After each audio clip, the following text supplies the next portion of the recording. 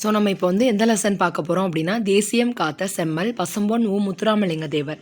So இதில் part 1 video already upload பண்ணியிருக்கேன். அதில் ஒரு பாதி லெசன் பார்த்தாச்சு. ஸோ அந்த பாதி லெசனில் என்னெல்லாம் பார்த்துருக்கோம் அப்படிங்கிறது ஒரு சின்ன ரீகப் மாதிரி பார்த்துட்டு அதுக்கப்புறம் இதில் பார்ட் 2 வீடியோ ஃபுல்லாக பார்க்கலாம். தேசியம் காத்த செம்மல் பசும்பொன் முத்துராமலிங்க தேவர். ஸோ இதில் தேசியம் காத்த செம்மல் அப்படிங்கிற இந்த அடைமொழியை அவருக்கு கொடுத்தது யார் அப்படின்னு பார்த்தோம்னா திரு வி கா அவர்கள். தேசியம் காத்த செம்மல் 3 வேர்ட்ஸ் இல்லையா? திரு வி கா அவர்கள்.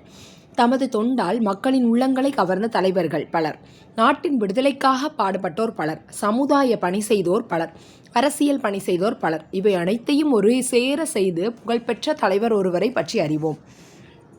ஸோ இவர் அவருடைய தொண்டு ப்ளஸ் நாட்டோட விடுதலை ப்ளஸ் சமுதாய பணி ப்ளஸ் அரசியல் பணி செய்த ஒரு முக்கியமான தலைவராக இருக்கார்.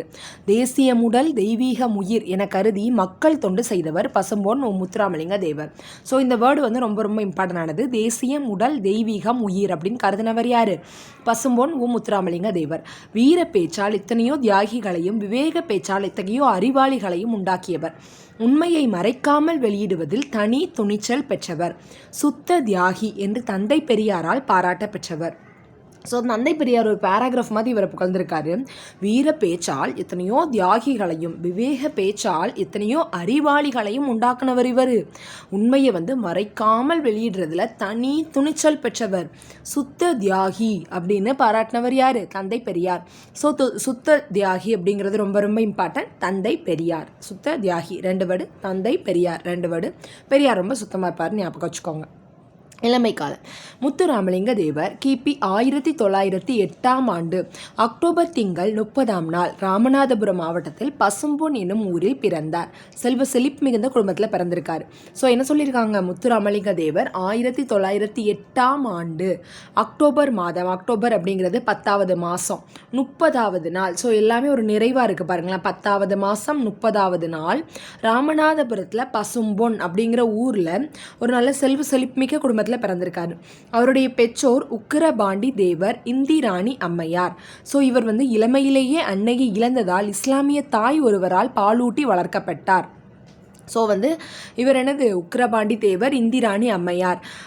இவங்க இளமையிலேயே அன்னையை இழந்துட்டாங்க. அவங்களுடைய இளம் வயசிலேயே அவங்களுடைய அம்மாவை இழந்ததுனால இஸ்லாமிய தாய் ஒருவரால் பாலூட்டி வளர்க்கப்பட்டார்.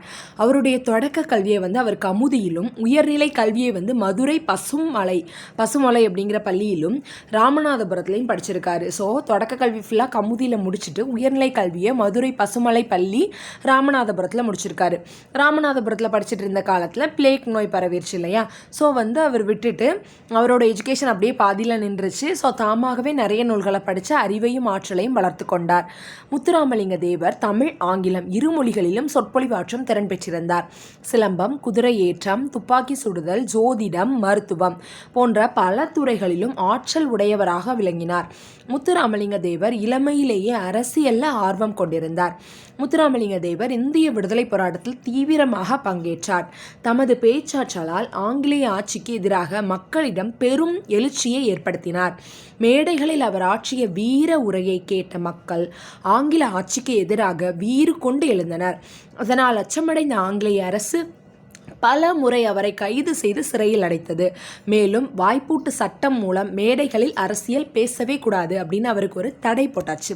வட இந்தியாவில் வாய்ப்பூட்டு சட்டத்தின்படி பேச தடை விதிக்கப்பட்ட தலைவர் பாலகங்காதர திலகர். அவரை போலவே தென்னாட்டு சட்டத்திற்கு ஆட்பட்ட தலைவர் யார்? முத்துராமலிங்க தேவர். ஸோ மேலே அவர் பிறப்பு ஃபுல்லாக பார்த்தாச்சு. 1908 அக்டோபர் 30ஆம் நாள், அக்டோபருங்கிறது 10வது மாதம் 30ஆம் நாள் ராமநாதபுரத்தில் பசும்பொன்னில் பிறந்திருக்காரு. உக்கிரபாண்டி தேவர் இந்திராணி அம்மையாருக்கு பிறந்திருக்காரு. அன்னை இல்லை. ஸோ இஸ்லாமிய தாயார் பாலூட்டி வளர்த்துருக்காங்க. Primary education Kamuthi, higher secondary ஃபுல்லாக எங்கே படிச்சிருக்காரு? பசுமலையில் படிச்சுட்டு ராமநாதபுரத்தில் படிச்சிருக்காரு. ராமநாதபுரத்தில் பிளேக் நோய் பரவனதுனால நிப்பாட்டிட்டாங்க. So education dropped. ஸோ என்ன பண்ணுறாரு? அவர் நிறைய புக்ஸை படித்து அவரோட அறிவை அவரே வளர்த்துக்கிறாரு. ஸோ முத்துராமலிங்க தேவர் தமிழ், ஆங்கிலம் 2 மொழிகளிலேயுமே சொற்பொழிவு ஆற்றக்கூடிய திறன் பெற்றிருந்தார். ப்ளஸ் அவருக்கு கலைகள் பார்த்தோம் அப்படின்னா சிலம்பம், குதிரை ஏற்றம், துப்பாக்கி சுடுதல், ஜோதிடம், மருத்துவம் போன்ற பல துறைகளிலும் ஆற்றல் உடையவராக இருந்திருக்காரு. ஸோ சிலம்பம், குதிரை ஏற்றம், துப்பாக்கி சுடுதல், ஜோதிடம், மருத்துவம் எல்லா துறையிலையுமே அவருக்கு ஆர்வம், ப்ளஸ் இளமையிலேயே அரசியல் ஆர்வமும் இருந்திருக்கு. விடுதலைக்காண்டி ரொம்ப போராடினவர். ஸோ பேச்சாற்றல் மூலமாக ஆங்கிலேய ஆட்சிக்கு எதிராக மக்களிடம் பெரும் எழுச்சியை ஏற்படுத்தினவர். மேடையில் இவர் பேசுகிறார் இல்லையா, அதை பார்த்து ஆங்கிலேய அரசு வந்து இவரை நிறைய டைம் சிறையில் தூக்கி போட்டிருக்காங்க.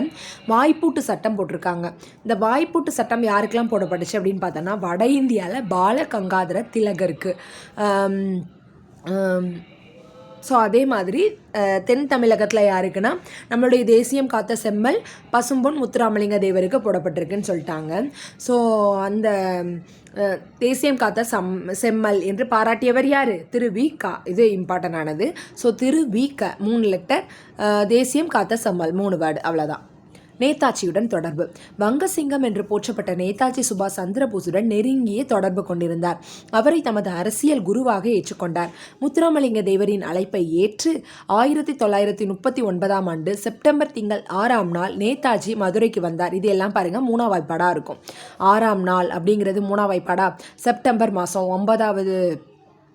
9வது தேதி, அதாவது 9வது மாதம் தான் செப்டம்பர் மாதம். ஸோ அதுவும் 3ஆம் வாய்ப்பாடில் வரும். 1939 எல்லாமே 3ஆல் அடி போகும். ஸோ என்ன சொல்லிட்டாங்க, 3ஆல் அடி போகாது, அதாவது 1 மட்டும் ஞாபகம் வச்சுக்கோங்க, 9 தனியாக அடி போகும், 3 9 இது எல்லாமே. ஸோ நேதாஜி வந்து அந்த நாள் வந்து இவருடைய அழைப்பை ஏற்று மதுரைக்கே வந்திருக்காரு. எந்த ஊருக்கு வந்திருக்காரு? மதுரைக்கு வந்திருக்காரு. நேதாஜி தொடங்கி இந்திய தேசிய இராணுவத்தில் முத்துராமலிங்க தேவருடைய முயற்சியால் நிறைய தமிழ் மாணவர்கள் இணைஞ்சிருக்காங்க. விடுதலைக்கு அப்புறமா நேதாஜி என்னும் பேரில் வார இதழ் ஒன்றை இவர் நடத்தியிருக்காரு. தமது பேச்சாற்றலால் அனைவரையும் கவர்ந்தவர் முத்துராமலிங்க தேவர். அவர் முதல்ல சாயல்குடி என்னும் ஊரில் விவேகானந்தரின் பெருமை என்னும் தலைப்பில் 3 மணி நேரம் உரையாற்றினார். அந்த கூட்டத்தில் பெருந்தலைவர் காமராஜரும் இருந்திருக்காரு. இது போன்ற ஒரு பேச்சை இதுவரையும் நான் கேட்டதே இல்லைப்பா. முத்துராமலிங்க தேவருடைய வீரமிக்க பேச்சு விடுதலை போருக்கு ரொம்ப ரொம்ப உதவும் அப்படின்னு காமராஜர் மகிழ்ந்திருக்காரு. பசும்பொன்னில் முத்துராமலிங்க தேவர் நினைவிடத்தில் பார்த்தோம்னா அவர் பிறந்து இறந்த நாள் அக்டோபர் 30ஆம் நாள் இல்லையா. ஸோ அன்னைக்கு வந்து தமிழக அரசோட சார்பில் அரசு விழா செலிப்ரேட் பண்ணப்படுது. ஸோ தமிழக சட்டமன்றத்தில் அவருடைய திருவுருவ படம் இருக்குது. அதே மாதிரி சென்னையில் அவருக்கு வந்து அரசு சிலை வச்சுருக்காங்க. இந்திய நாடாளுமன்ற வளாகத்திலையும் சிலை இருக்குது. ஸோ இந்திய அரசால் 1995 தபால் தலையும் வெளியிடப்பட்டிருக்கு அப்படின்னு சொல்லிட்டாங்க. ஸோ இந்த 3 பேராகிராஃபில் என்னெல்லாம் பார்த்தோன்னு பார்த்துடலாம். ஸோ வந்து முத்துராமலிங்க தேவர் வந்து அவருடைய பேச்சாற்றலால் ஆங்கிலேய அரசுக்கு எதிராக மக்களை திரட்டுறாரு. ஸோ வாய்ப்பூட்டு சட்டம் போட்டாச்சு. 2 பேருக்கு வாய்ப்பூட்டு சட்டம் போட்டிருக்காங்க. ஒன்று வட இந்தியாவில் பாலகங்காதர திலகர், தென்னிந்தியாவில் நம்மளுடைய பசும்பொன் முத்துராமலிங்க தேவர். ஸோ அவரை தேசியம் காத்த செம்மல்னு பாராட்டினது திருவிகான்னு சொல்லியாச்சு. இப்போது வங்கசிங்கம் அப்படின்னு போற்றப்படுறவர் தான் நேதாஜி சுபாஷ் சந்திரபோஸ். ஸோ அவர் வந்து தீவிரவாதி இல்லையா, அவரை தான் இவர் வந்து அரசியல் குருவாகவே ஏற்றுக்கொண்டார். ஸோ பசும்பொன் முத்துராமலிங்க தேவரோட அரசியல் குரு யார்?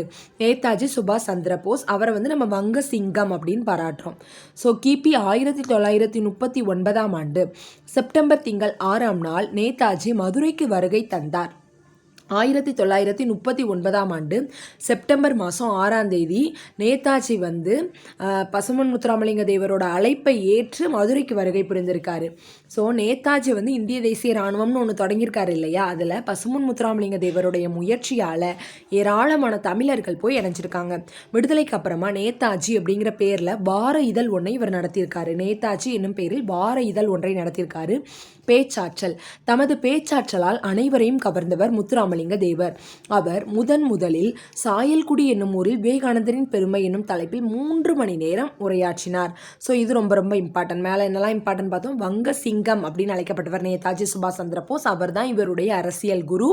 அவர் வந்து வருகை தந்திருக்காரு, இவர் அழைச்சிருக்காரு. ஸோ அவர் வருகை தந்திருக்காரு. என்னைக்குன்றது இம்பார்ட்டன்ட். 6/9/1939 வருகை புரிஞ்சிருக்காரு. ஸோ முத்துராமலிங்க தேவருடைய முயற்சியால் இந்திய தேசிய இராணுவத்தில் நிறைய தமிழர்கள் வந்து சேர்ந்துருக்காங்க. நேதாஜி அப்படின்னு ஒரு புக்கு போட்டிருக்காரு. அந்த புக்கு வந்து வீக் வரக்கூடிய புக்கு, வாரம் வரும். ஸோ அதை வந்து முத்துராமலிங்க தேவர் தான் நடத்தியிருக்காரு. அவருடைய பேச்சாற்றல் பார்த்தோம்னா சாயல்குடி அப்படிங்கிற ஊரில் ஃபஸ்ட்டு விவேகானந்தரின் பெருமை அப்படிங்கிற தலைப்பில் 3 மணி நேரம் ஒரு உரையாற்றியிருக்காரு. அந்த உரையில் காமராஜர் இருந்திருக்காரு. அவர் என்ன சொல்லியிருக்காரு, இது போன்ற ஒரு பேச்சை இது வரைக்கும் நான் கேட்டதே இல்லைப்பா. முத்துராமலிங்க தேவருடைய வீரமிக்க பேச்சு வந்து நம்முடைய விடுதலை போருக்கு ரொம்ப உதவும் அப்படின்னு சொல்லி காமராஜருக்கு ஒரே சந்தோஷம். பசும்பொன்னில் இவர் வந்து அக்டோபர் 30 தான் பிறந்து இறந்த நாள். ஸோ அன்னைக்கு வந்து தமிழக அரசு சார்பில் அரசு விழா வந்து எடுக்கப்படுது.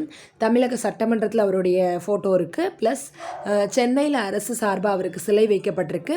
இந்திய நாடாளுமன்ற வளாகத்துலேயும் அவருக்கு ஒரு சிலை வைக்கப்பட்டிருக்கு. இந்திய அரசால் தபால் தலை 1995 தபால் தலை வந்து வெளியிடப்பட்டிருக்கு. மேலும் தலைவர்கள் பலர் முத்துராமலிங்க தேவரின் பேச்சாற்றலை பாராட்டியுள்ளனர். தென்னாட்டு சிங்கம் என்று தேவரை சொல்லுகிறார்களே, அது சால பொருந்தும் என அவரது தோற்றத்தை பார்த்தவுடனேயே நினைத்தேன். அவர் பேச தொடங்கியதும் சிங்கத்தின் முழக்கம் போலவே இருந்தது என்று அறிஞர் அண்ணாவும் இவரை புகழ்ந்துரைத்துள்ளார். முத்துராமலிங்க தேவர் பேச்சு உள்ளத்திலிருந்து வெளிவருகிறது, உதடுகளிலிருந்து அல்ல. உள்ளத்தால் எதிலும் பற்றாற்று உண்மையென பட்டதை மறைக்காமல் அப்படியே பேசிவிடுவது அவர் வழக்கம் என்று மூதறிஞர் ராஜாஜி பாராட்டியுள்ளார். பாராளுமன்றத்தில் இவர் ஆங்கிலத்தில் பேசிய பேச்சு வெள்ளையர் காலத்தில் விட்டல்பாய், வல்லபாய் பட்டேல் போன்ற மேதைகள் பேசிய பேச்சை போல் இருந்ததாக வட இந்திய இதழ்கள் வந்து பாராட்டுது. அவர் சட்டமன்ற உறுப்பினராக இருந்தபோது சட்டமன்றத்தில் ஆற்றிய உரைகளை அனைவரும் பாராட்டினர். ஸோ இந்த பெறால என்ன சொல்கிறாங்க அப்படின்னா, தலைவர்கள் வந்து முத்துராமலிங்க தேவரோட பேச்சை வந்து வாய்க்கு வாய் எல்லாரும் பாராட்டுறாங்க. அப்போ அறிஞர் அண்ணா என்ன சொல்லியிருக்காங்கன்னா, தென்னாட்டு சிங்கம் அப்படின்னு பாராட்டப்படுறவர் தான் யார்? நம்மளுடைய பசும்பொன் முத்துராமலிங்க தேவர். ஸோ அப்படி சொல்கிறது வந்து அவருக்கு ரொம்ப ஆப்டாக இருக்குது. ஏன்னா அவருடைய தோற்றத்தை பார்த்தாலே நமக்கு தெரியுது அவர் வந்து ஒரு சிங்கம் தான் அப்படின்னு. ஸோ சிங்கத்தின் முழக்கம் மாதிரியே இருந்துச்சு அவருடைய ஸ்பீச்சு அப்படின்னு அறிஞர் அண்ணா சொல்லியிருக்காங்க. ஸோ முத்துராமலிங்க தேவருடைய பேச்சு வந்து உள்ளத்திலிருந்து வருது, உதடுகள்லேருந்து வரல. உள்ளத்தால் அவர் வந்து எதுலேயும் பச்சே இல்லாமல் உண்மைன்னு அவருக்கு என்னெல்லாம் தோணுதோ அதை எல்லாத்தையும் மறைக்காமல் அப்படியே பேசுகிறாரு அப்படின்னு மூதறிஞர் ராஜாஜி பாராட்டியிருக்காங்க. ஸோ இதில் பாராட்டு மட்டுமே அறிஞர் அண்ணாவுடையது, காமராஜருடையது, பெரியாருடையது, திருவிகாவுடையது, ராஜாஜியோடது, 5 பேருடையதையும் பார்த்துட்டோம். ஸோ யார் யார் என்ன சொல்லியிருக்காங்க ரொம்ப ரொம்ப இம்பார்ட்டன்ட். சிங்கத்தின் முழக்கம் போலவே இருந்தது அப்படின்னு சொன்னது அறிஞர் அண்ணா. உள்ளத்தால் எதிலும் பற்றற்று உண்மையெனப்பட்டதை மறைக்காமல் அப்படியே பேசிவிடுவது அவர் வழக்கம் அப்படின்னு சொன்னது எது? யார்? மூதறிஞர் ராஜாஜியுடைய பாராட்டு. பாராளுமன்றத்தில் இவர் ஆங்கிலத்தில் போய் பேசுகிறாரு. ஸோ அப்படி அவர் பேசுகிறது வந்து யார் மாதிரி இருக்குதாம்? விட்டல்பாய், வல்லபாய் பட்டேல் அவங்க பேசின பேச்சு மாதிரி அவங்களுக்கு ஈக்குவலாக இருந்துச்சான் அப்படின்னு வட இந்திய இதழ்கள் இவரை பாராட்டியிருக்கு. ஸோ சட்டமன்ற உறுப்பினராக இருந்தபோது சட்டமன்றத்தில் ஆற்றிய உரைகளை அனைவரும் பாராட்டினர். ஸோ இவர் எம்எல்ஏவாக இருந்த பிறகு அவர் பேசின பேச்சு எல்லாமே சூப்பராக இருந்துச்சு அப்படின்னு சொல்லிட்டாங்க. அப்புறம் தேர்தல் வெற்றிகள். ஸோ எந்தெந்த வருஷம் எந்தெந்த எலெக்ஷன் ரொம்ப இம்பார்ட்டன்ட். மக்களின் பேராதரவு பெற்ற தலைவராக விளங்கிய பசும்பொன் முத்துராமலிங்க தேவர் 1937 நடைபெற்ற சட்டமன்ற தேர்தலில் ராமநாதபுரம் அரசர் சண்முக ராஜேஸ்வர சேதுபதியினை எதிர்த்து போட்டியிட்டு வெற்றி பெற்றார். அப்போது லண்டனில் பாரிஸ்டருக்கு படித்து வந்த KTK தங்கமணி இந்திய தேர்தலில் ராமநாதபுரம் மன்னரை எதிர்த்து போட்டியிட்ட தேவர் அவர்களின் வெற்றியையும் பொப்ளி அரசரை எதிர்த்து போட்டியிட்ட VV கிரி அவர்களின் வெற்றியையுமே இந்திய மாணவர்கள் எதிர்பார்த்திருந்தோம் என குறிப்பிட்டிருந்தார். 1946 போட்டியின்றி வெற்றி பெற்றார். 1952, 57 ஆண்டுகளில் நடந்த சட்டமன்ற நாடாளுமன்ற தேர்தல்களில் போட்டியிட்டு 2லையுமே வெற்றி பெற்றார். 1962 நடைபெற்ற நாடாளுமன்ற தேர்தலில் உடல் நல குறைவு காரணமாக பரப்புரை செய்யாமையே வெற்றி பெற்றார் அப்படின்னு சொல்லிட்டாங்க. ஸோ தேர்தல் வெற்றியை மட்டுமே பார்த்தோம் அப்படின்னா, ராமநாதபுரம் அரசர் சண்முக ராஜேஸ்வர சேதுபதிக்கு எதிராக 1937 போட்டியிட்டு வெற்றி பெற்றிருக்காரு. ஸோ லண்டனில் பாரிஸ்டர் படிச்சுட்டு இருந்த KTK தங்கமணி அப்படிங்கிறவங்க ராமநாதபுரம் மன்னரை எதிர்த்து போட்டியிட்ட தேவருடைய வெற்றியையும் பொப்ளி அரசரை எதிர்த்து போட்டியிட்ட VV கிரியோ அவர்களுடைய வெற்றியையும் தான் இந்திய மாணவர்கள் வந்து எதிர்பார்த்துட்டு இருந்தோம் அப்படின்னு சொல்லிட்டாங்க. 1946 போட்டியின்றி வெற்றி பெற்றார். 1952, 1957 ஆகிய ஆண்டுகளில் நடந்த சட்டமன்ற நாடாளுமன்ற தேர்தல்களில் போட்டியிட்டு 2லும் வெற்றி பெற்றார். 1952, 1957 சட்டமன்ற நாடாளுமன்ற தேர்தல்கள் 2லையுமே வெற்றி பெற்றிருந்தார். 1962 நடைபெற்ற நாடாளுமன்ற தேர்தலில் உடல்நல குறைவு காரணமாக பரப்புரைக்கே போக முடியல, இருந்தாலும் வெற்றி. ஸோ இவ்வளோக்குள்ளே அவருடைய இம்பேக்ட் வந்து அந்த டைமில் தமிழ்நாட்டில் இருந்திருக்கு. குற்றப்பரம்பரை சட்ட எதிர்ப்பு மாநாடு. ஆங்கில ஆட்சியில் மக்களை ஒடுக்குவதற்கு கொண்டு வரப்பட்டது தான் குற்றப்பரம்பரை சட்டம் அப்படிங்கிறது. பிறப்பாலேயே ஒருவரை குற்றவாளியாக கருதும் அச்சட்டத்தை நீக்குவதற்காக மக்களை திரட்டி பல்வேறு போராட்டங்களை நடத்தினார் முத்துராமலிங்க தேவர். 1934ஆம் ஆண்டு மே 12, 13 ஆகிய தேதிகளில் கமுதியில் குற்றப்பரம்பரை சட்ட எதிர்ப்பு மாநாட்டை நடத்தினார். ஸோ அவரது தொடர் போராட்டத்தால் 1948ஆம் ஆண்டு அந்த சட்டமே நீக்கப்பட்டது. இது ரொம்ப ரொம்ப இம்பார்ட்டன்ட். ஆங்கிலேய அரசு வந்து மக்களை ஒடுக்கணும் அப்படிங்கிறக்காண்டி குற்றப்பரம்பரை சட்டம், அதாவது இப்போ என் தாத்தா வந்து அரசுக்கு எதிராக போராடி ஏதாவது ஒரு பிரச்சனையில் சிறையில் இருந்தாங்கன்னா அதே குற்றம் நம்மளுடைய பரம்பரை ஃபுல்லாக. ஸோ அந்த வந்து சட்டத்தை நீக்கணும் அப்படிங்கிறக்காண்டி மக்களை திரட்டி இவர் வந்து நிறைய போராட்டம் பண்ணுறாரு. 1934ஆம் ஆண்டு மே மாதம் 12, 13 ஆகிய தேதிகளில் கமுதியில் குற்றப்பரம்பரை சட்ட எதிர்ப்பு மாநாடு வந்து நடக்குது. ஸோ எந்த ஊருன்னு ரொம்ப ரொம்ப இம்பார்ட்டன்ட், கமுதியில் நடக்கு. 1934ஆம் ஆண்டு மே மாதம் 1, 2 ஞாபகம் வச்சுக்கோங்க. 1, 2 அப்புறம் 3, 12, 13. அதுக்கப்புறம் மே மாதம் 5வது மாதமாக 1934 நாளை மட்டும் விட்டு வந்தனால 1903 4 மறுபடி ஆண்டு நடத்தினார். அவரது தொடர் போராட்டத்தால் 1948ஆம் ஆண்டு அச்சட்டம் நீக்கப்பட்டது. ஸோ நம்மளுடைய இண்டிபெண்டன்ஸ்க்கு நெக்ஸ்ட் இயர் 1948ஆம் ஆண்டு அந்த சட்டத்தை நீக்கிட்டோம். அப்புறம் ஆலய நுழைவு போராட்டம். அக்காலத்தில் மதுரை மீனாட்சி அம்மன் கோயிலுக்குள்ளே ஒரு சாரருக்கு தடை இருந்துச்சு. அதாவது காஸ்ட்டில் கம்மியாக இருப்பாங்க இல்லையா, அவங்கள ஒடுக்கப்பட்டவங்கள மேபி உள்ளே நுழையக்கூடாதுன்னு சொல்லியிருக்கலாம்.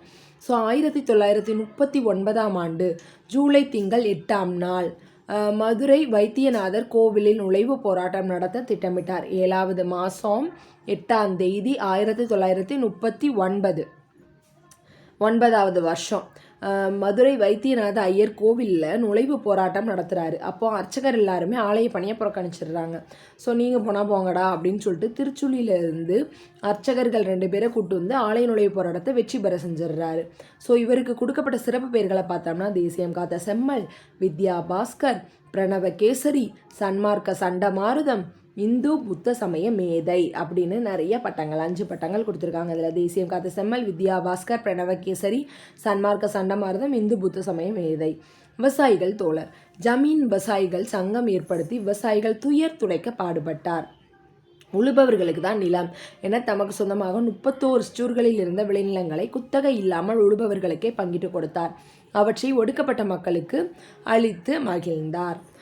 ஸோ இதில் சொன்னது எல்லாமே புரிஞ்சிருச்சு அப்படின்னா நீங்கள் பார்ட் 1 வீடியோவை கூட அவாய்ட் பண்ணிடலாம். ஸோ அதை எக்ஸ்பிளைன் பண்ணியிருப்பேன், இது எக்ஸ்ப்ளனேஷன் இல்லாமல் சொல்ல மட்டும் செஞ்சுருக்கேன், அவ்வளோதான். ஸோ ஆலய நுழைவு போராட்டம் அப்படிங்கிறது என்னதுன்னா 1939 ஜூலை மாதம் 8ஆம் நாள் நடந்திருக்கு. அப்போ அர்ச்சகர்கள் வெளியே போயிடுறாங்க. அப்போ திருச்சுழியிலேருந்து கூட்டு வரப்பட்ட அர்ச்சகர்களை வச்சு இவர் வந்து போராட்டத்தை வெற்றி பெற செஞ்சிடுறாரு. தேசியம் காத்த செம்மல், வித்யா பாஸ்கர், பிரணவ கேசரி, சன்மார்க்க சண்டமாரதம், இந்து புத்த சமய மேதை எல்லாமே இவருடைய நேம்ஸ். இப்போ ஜமீன் விவசாயிகள் சங்கம் அப்படின்னு ஒரு சங்கத்தை ஏற்படுத்துறாரு. விவசாயிகள் துயர் துடைக்க பாடுபடுறாரு. உழுபவர்களுக்கே நிலம் அப்படின்னு சொல்கிறாரு. தமக்கு சொந்தமான 31 ஸ்டூர்களில் இருந்த விளைநிலங்களை வந்து குத்தகை இல்லாமல் உழுபவர்களுக்கு பங்கிட்டு கொடுத்துட்டாரு. அவற்றை ஒடுக்கப்பட்ட மக்களுக்கு அளித்து மகிழ்ந்தார். கூட்டுறவு சிந்தனையாளர். கமுதியில் வியாபாரிகள் சங்க விவசாய உற்பத்தி பொருட்களை குறைந்த விலைக்கு வாங்கியதால் விவசாயிகள் வந்து பாதிக்கப்பட்டனர். பாரத மாதா கூட்டுறவு பண்டக சாலையை ஏற்படுத்தி விவசாயிகள் விளைபொருட்களை சரியான விலை கிடைக்க செய்தார். ஸோ இது என்ன செஞ்சுருக்காரு, கமுதியில் தான் ஆல்ரெடி ஒரு மாநாடு நடத்தியிருக்காரு இல்லையா. என்ன மாநாடு? குற்றப்பரம்பரை சட்ட எதிர்ப்பு மாநாடு. ஸோ இப்போ வந்து கூட்டுறவு சிந்தனையாளராக கமுதியில் வியாபாரிகள் வந்து விவசாய பொருட்களை ரொம்ப கம்மியான ரேட்டுக்கு விற்றுட்ருக்காங்க. ஸோ இப்போ வந்து நமக்கு வந்து ஒரு ஃபிக்ஸட் ப்ரைஸ் இருக்கு இல்லையா, கவர்மெண்ட்டால் இந்த ரேட்டுக்கு கீழே விற்க முடியாதுன்ற மாதிரி. ஸோ அந்த மாதிரி இல்லாமல் குறைஞ்ச விலைக்கு அவங்க வித்துட்டு இருந்திருக்காங்க. ஸோ பாரத மாதா கூட்டுறவு பண்டக சாலை அப்படின்னு ஒன்று ஏற்படுத்தி விவசாயிகளோட விளைபொருட்களுக்கு நல்ல விலை கிடைக்க செஞ்சுருக்காரு. தொழிலாளர் தலைவர். 1938 காலகட்டத்தில் மதுரையில் 23 தொழிலாளர் சங்கங்களின் தலைவராக தேவர் திகழ்ந்தார். ஸோ 23 தொழிலாளர் சங்கத்தோட தலைவராக இருந்திருக்காரு. எப்போ? 1938. மதுரையிலிருந்த நூற்பு ஆலை ஒன்றில் வேலை செய்த தொழிலாளர்களின் உரிமைக்காக தோழர் ப. ஜீவானந்தத்துடன் இணைந்து போராடினார். தோழர் ப. ஜீவானந்தத்துடன் இணைந்து 1938ஆம் ஆண்டு போராட்டம் நடத்தினார். அதற்காக 7 திங்கள்னா எத்தனை மாதம்? 7 மாதம் ஜெயிலில் இருந்திருக்காரு.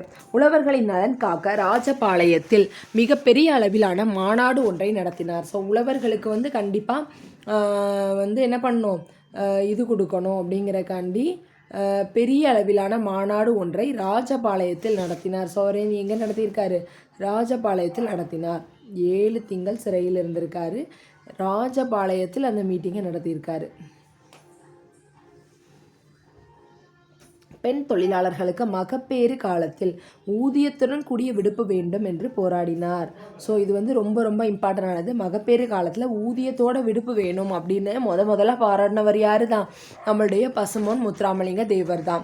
சிறைவாசம், சுதந்திர போராட்டத்தில் மிக தீவிரமாக ஈடுபட்டதால் கைது செய்யப்பட்டு அலிப்பூர், அமராவதி, தாமோ, கல்கத்தா, சென்னை, வேலூர் போன்ற சிறைகளில் சிறை வைக்கப்பட்டிருந்தார். 2ஆம் உலகப்போர் சமயத்தில் மத்திய பிரதேசத்தின் தாமோ என்னும் நகரில் உள்ள இராணுவ சிறையில் அடைக்கப்பட்டு போர் முடிந்த பிறகுதான் விடுதலை செய்யப்பட்டார். ஸோ என்ன பண்ணியிருக்காங்க, இவரை தூக்கி தாமோ அப்படிங்கிற சிறையில் வந்து வச்சுருக்காங்க 2ஆம் உலகப்போர் சமயத்தில். அது எங்கே இருக்குன்னா மத்திய பிரதேசத்தில் இருக்குது, எம்பியில் இருக்குன்னு ஞாபகம் வச்சுக்கோங்க. ஸோ தாமோ அப்படிங்கிற நகரில் இராணுவ சிறையில் அடைக்கப்பட்டிருக்காரு. அது போக அலிப்பூர், அமராவதி, தாமோ, கல்கத்தா, சென்னை, வேலூர் எல்லா சிறையிலையுமே இருந்திருக்காரு. ஸோ இராணுவ சிறையில் அடைக்கப்பட்டு போர் முடிந்த பிறகு தான் விடுதலை செய்யப்பட்டிருக்காரு. போர் நடக்கிற காலம் ஃபுல்லாக அவர் சிறையில் தான் இருந்திருக்காரு. பசும்பொன் முத்துராமலிங்க தேவர் இம்மண்ணுலகில் வாழ்ந்த நாட்கள் 20,075 நாட்கள் தான். சுதந்திர போராட்டத்திற்காக சிறையில் கழித்த நாட்கள் 4,000. வாழ்ந்த நாட்களில் 1/5 பங்கினை சிறையில் கழித்த தியாக செம்மல் முத்துராமலிங்க தேவர். ஸோ மொத்தமே அவர் வந்து 20,000 நாள் தான் வாழ்ந்திருக்காரு. ஆனால் அதில் வந்து 4,000 நாள் வந்து என்ன பண்ணியிருக்காங்க, சிறையில். பெண்களை தெய்வமாக மதித்து போற்றியவர் தேவர். 1936, 1955 ஆகிய ஆண்டுகளில் பர்மா சென்றிருந்தார். ஸோ அப்படி போகமுச்சில் என்ன பண்ணியிருப்பாங்க, முடி அப்படியே ரோட்டில் ஃபுல்லாக விரிச்சு பர்மாவில் புத்த பிட்சுகளில் உயர்ந்தவர்களுக்கு பெண்கள் தங்கள் கூந்தலை நடைபாதையாக விரித்து வரவேற்பு அளிப்பது வழக்கம். தேவர் பர்மா சென்றிருந்த போது அவருக்கு அத்தகைய வரவேற்பு அளிக்க முன்வந்தனர். இது பெண்களை இழிவுபடுத்துவதாக உள்ளது என்று கூறி அதனை ஏற்க மறுத்துவிட்டார். ஸோ என்ன பண்ணிட்டாங்க, அந்த கூந்தலை வந்து ரோட்டில் விரித்து அதில் அப்படி நடந்து போகணும் அப்படின்ற மாதிரி ஒரு வரவேற்பு வந்து புத்த பிட்சுகளுக்கு வந்து அந்த காலத்தில் பர்மாவில் கொடுத்துட்டு இருந்திருக்காங்க. ஸோ இந்த வரவேற்பை இவருக்கு கொடுக்க முன் வந்திருக்காங்க. ஆனால் இது வந்து பெண்களை வந்து இழிவுபடுத்துகிறதா இருக்குது அப்படின்னு சொல்லி அதை வந்து இவர் ஏற்க மறுத்துட்டார். நாடு போற்றும் நன்மகன், பொது தொண்டுக்கு இடையூறாக இருக்கும் என கருதி திருமணம் செய்து கொள்ளாமல் தியாக வாழ்வு வாழ்ந்தார் முத்துராமலிங்க தேவர். அவர் விவேகானந்தரின் தூதராக, நேதாஜியின் தளபதியாக, சத்திய சீலராக, முருக பக்தராக, தென்பாண்டி சீமையின் முடிசூடா மன்னராக, நீதி வலுவா நேர்மையாளராக, புலமையில் கபிலராக, வலிமையில் கரிகாலராக, கொடையில் கர்ணனாக, பக்தியில் பரமஹம்சராக, இந்திய தாயின் நன்மகனாக விளங்கினார். இத்தகைய பெருமை வாய்ந்த முத்துராமலிங்க தேவர் கிபி 1963 ஆண்டு அக்டோபர் திங்கள் 30ஆம் நாள் இவ்வுலகை விட்டு நீங்கி மக்கள் மனதில் நீங்கா இடம் பெற்றார். ஸோ வந்து அவர் எப்போ இறந்திருக்காரு, 1963 வருஷம் அக்டோபர் திங்கள் 30ஆம் நாள் இறந்திருக்காரு. ஸோ இதுக்கு மேலே உள்ள பேராகிராஃப் ஃபுல்லாகவே படிச்சிட வேண்டியதான்.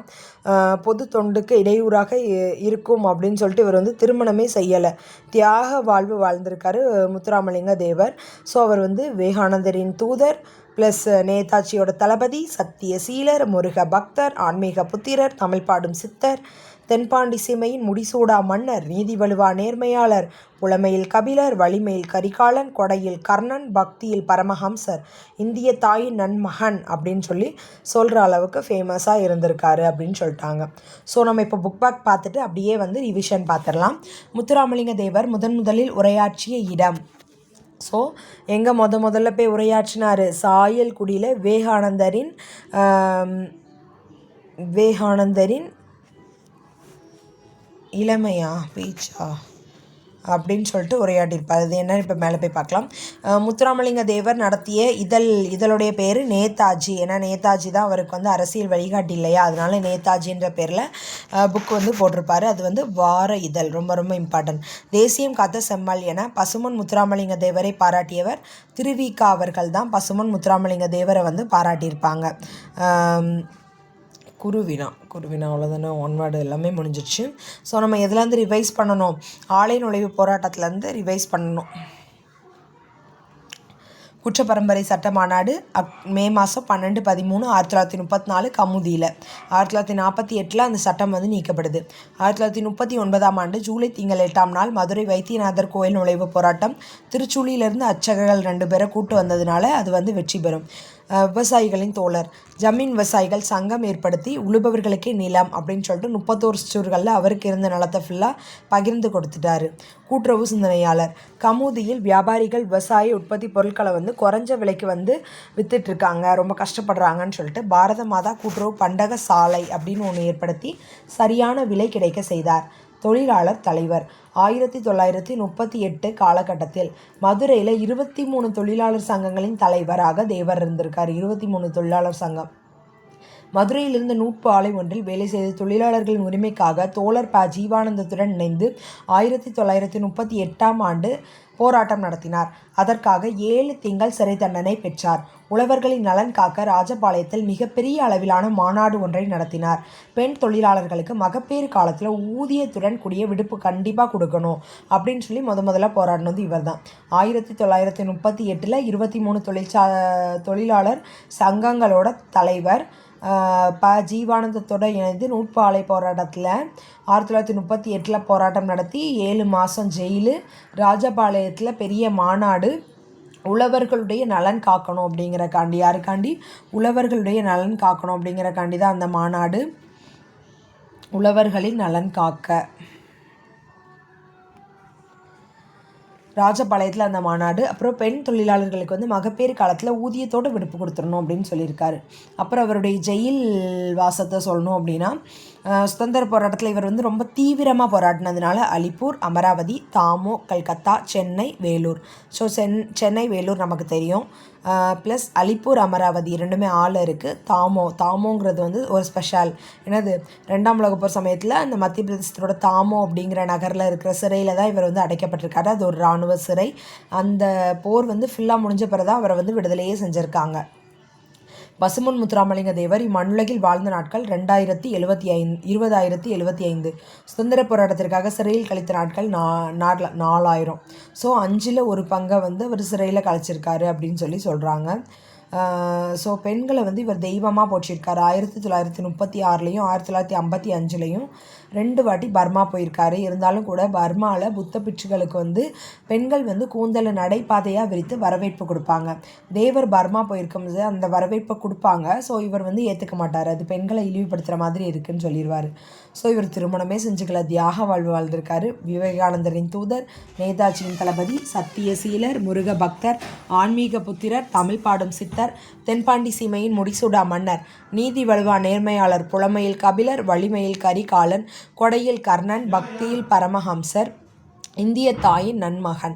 ஸோ இத்தகைய பெருமை வாய்ந்த முத்துராமலிங்க தேவர் 1963ஆம் ஆண்டு அக்டோபர் திங்கள் 30ஆம் நாள் இந்த மண்ணுலகை விட்டு மறைந்தார் அப்படின்னு சொல்லிட்டாங்க. ஸோ கீழே புக் பேக் வந்து முத்துராமலிங்க தேவர் முதல் உரையாற்றிய இடம் சாயல்குடி. முத்துராமலிங்க தேவர் நடத்திய இதழின் பெயர் நேதாஜி. ஸோ அது ஒரு வார இதழ். தேசியம் காத்த செம்மல் என பசுமன் முத்துராமலிங்க தேவரை பாராட்டியவர் திருவிக அவர்கள். ஸோ அவர் வந்து ஃபஸ்ட்டு பேசியிருப்பார் இல்லையா, அந்த விவேகானந்தரின் பெருமை எனும் தலைப்பில் 3 மணி நேரம் உரையாற்றினார் அப்படின்னு சொல்லிட்டாங்க. ஸோ இவருடைய பிறந்த வருஷம் மட்டும் பார்த்துக்கலாம். பிறந்த வருஷம் வந்து 1908. ஸோ இறந்த வருஷம் வந்து 1963. கிட்டத்தட்ட 60 வயசு. ஸோ 5 வயசு கம்மியாக அப்படிங்கிற பட்சத்தில் 55 வயசு வந்து இவர் வந்து வாழ்ந்திருக்காரு. அவ்வளோதான் ஃப்ரெண்ட்ஸ், இந்த படம் வந்து முடிச்சிட்டோம் சக்ஸஸ்ஃபுல்லி. தேங்க்யூ.